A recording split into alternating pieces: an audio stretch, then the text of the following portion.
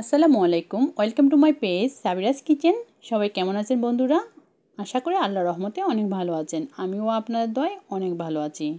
আজকে আমি আপনাদের সাথে অত্যন্ত মজাদার ইলিশ ডিম জুড়ি রেসিপিটি শেয়ার করব। আশা করি আপনাদের ভালো লাগবে। এখানে আমি 3টা ইলিশ মাছের ডিম নিয়েছি। ডিমগুলো গলে গেছে কারণ মাছগুলো ফ্রিজে ছিল। ডিমগুলো গলে যাওয়ার কারণে ভাবলাম যে আমি ইলিশ মাছের ডিম জুড়িটা বানিয়ে ফেলি আর আপনাদের সাথে এই রেসিপিটি শেয়ার করে নেই।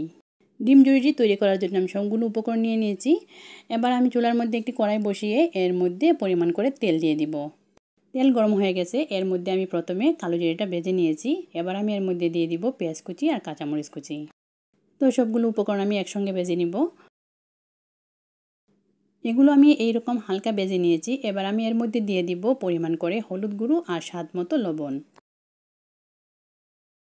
আবারও সবগুলো উপকরণ একটু ভেজে নিব। তারপর এর মধ্যে দিয়ে দিব ডিম। সবগুলো উপকরণ আমি খুব ভালো করে ভেজে নিয়েছি, এর থেকে খুব সুন্দর স্মেল বের হচ্ছে। এবার আমি এর মধ্যে দিয়ে দিব ডিম।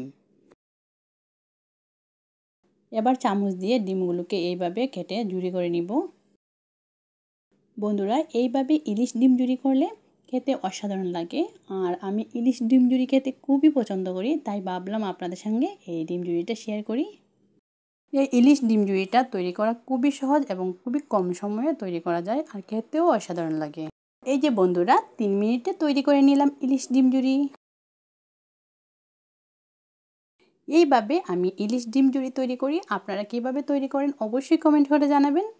আর যদি আমার এই ভিডিওটি আপনাদের কাছে একটু ভালো লেগে থাকে, প্লিজ একটি লাইক ও কমেন্ট করে যাবেন।